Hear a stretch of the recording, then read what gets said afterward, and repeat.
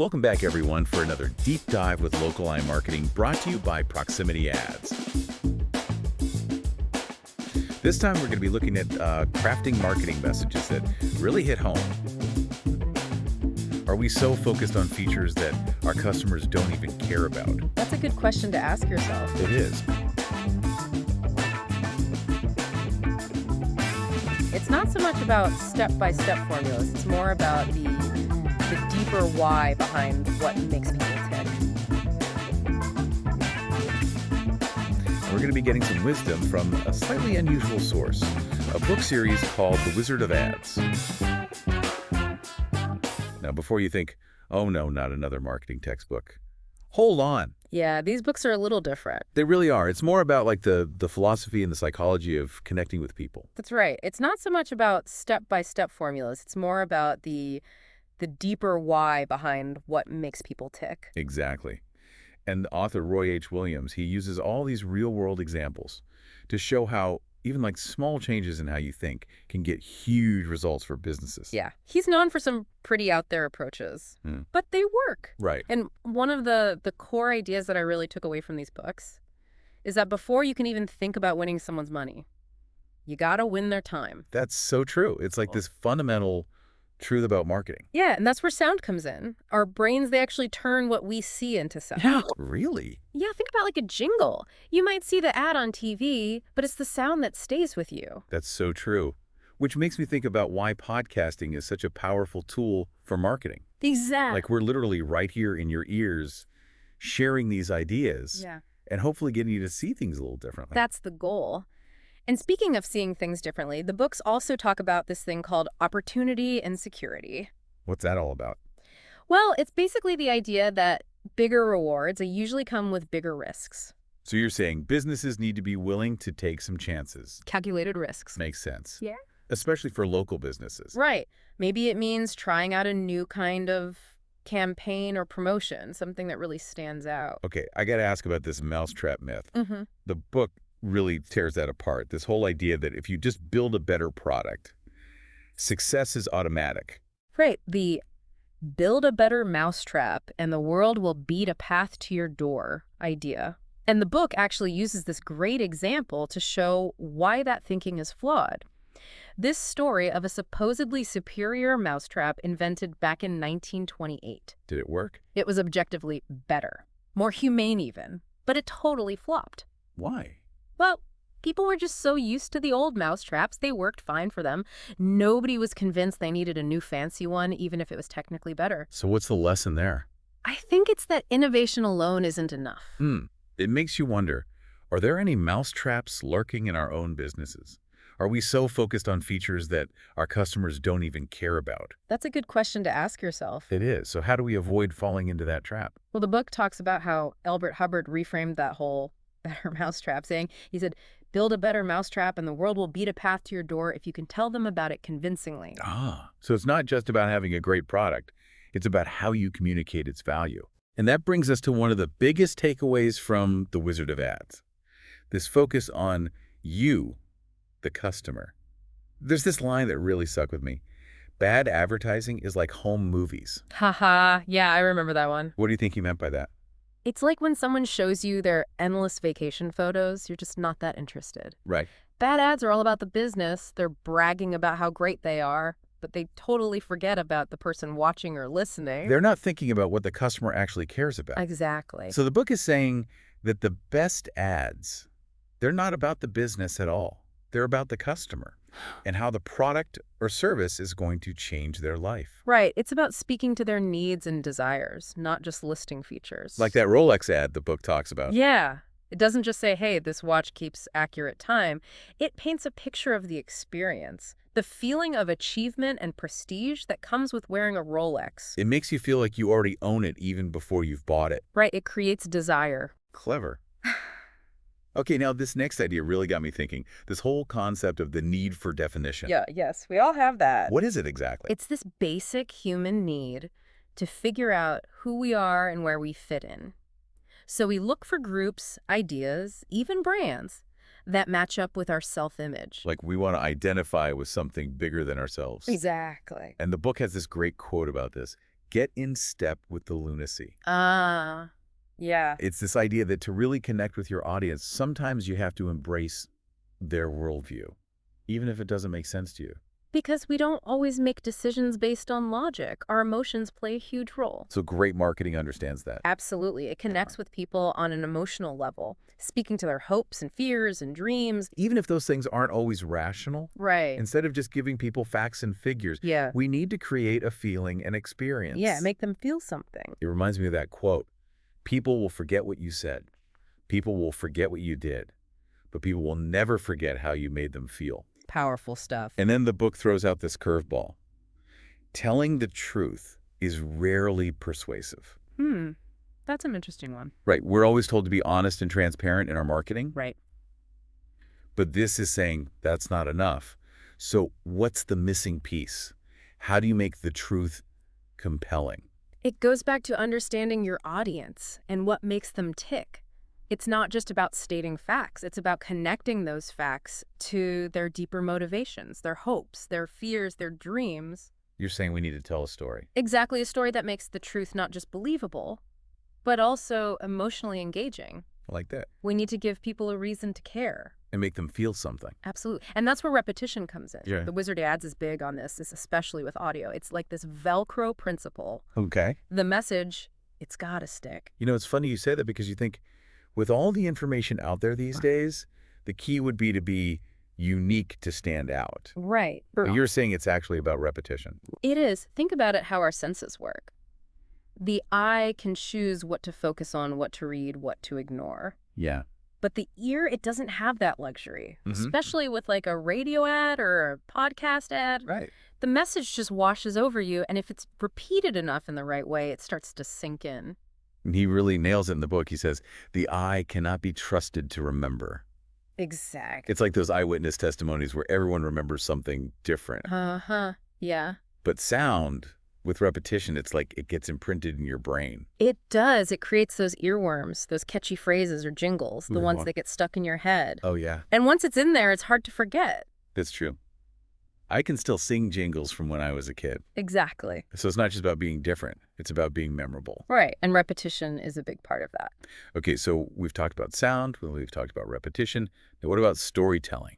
Ah, yes. That's where Secret Formulas of the Wizard of Ads really dives deep. The idea that stories are the most powerful way to connect with people. To really make your message stick. Absolutely. And there's this phrase, seeing your customer real. That really resonated with me. It's about empathy, really stepping outside of your own perspective. And seeing the world through your customer's eyes. Exactly, understanding what makes them tick, what they want, what they're afraid of. What keeps them up at night. Yeah, and when you can do that, when you can tell a story that speaks to their experiences and emotions, that's when the magic happens. That's when they really connect with your brand. All right. And the book has this great example of this air conditioner ad campaign that ran in February. Now, you wouldn't think that's the best time to sell air conditioners, You wouldn't, but but they didn't focus on the weather. They focused on the feeling of comfort and security, the peace of mind that a new AC could bring. no matter what time of year it is. Exactly. So smart. By shifting the focus from the product itself to the emotional need it fulfills, they created a story that resonated with people even in the dead of winter. Brilliant. It really makes you think about how to frame your marketing message. It does. Instead of just listing features and benefits, we should be thinking about how our product or service makes people feel. Absolutely. And there's another good example in the book, Willie Cockerick's appliance store. Oh, yeah, I remember that one. His tagline was, "You don't need money, just a little bit a month." It's so catchy. It is. And it's not just about financing options. It's about understanding his customers' anxieties about money. And offering a solution that felt accessible and reassuring. Right. It's a story that resonated with his audience and built trust. Exactly. So let's get practical here. How can our listeners use these principles for their own local businesses? Good question. Let's say you're creating a billboard ad. What are some key things to keep in mind? Well, with a billboard, you've got a very limited amount of time to grab someone's attention. Right. They're driving by. So instead of trying to cram a ton of information in there, focus on one powerful image. Okay. Something that evokes an emotion and tells a story at a glance. So like a close-up shot of a steaming bowl of your restaurant's most popular dish, Exactly. maybe with just the name of the restaurant, Mm, and a tagline that hints at how delicious it is. perfect. Or imagine a billboard for a car dealership. It shows a family piling into a brand new SUV with like a beautiful mountain vista in the background. That's nice. It evokes a sense of adventure, freedom, family togetherness. You don't even need a lot of words. Right, it tells a story visually. And humor can be so effective too. Oh, absolutely. A witty billboard Mhm. can really stop people in their tracks. And make them remember your brand.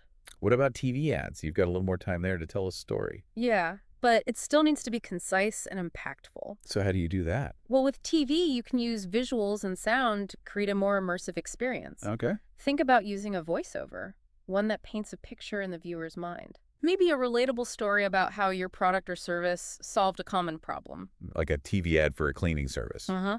And it shows a stressed out parent struggling to keep their house clean. Yeah. Then the cleaning crew arrives and transforms their chaos into sparkling cleanliness, giving the parent back their time and sanity. I like it. It's a story a lot of people can relate to. It is. What about a gym?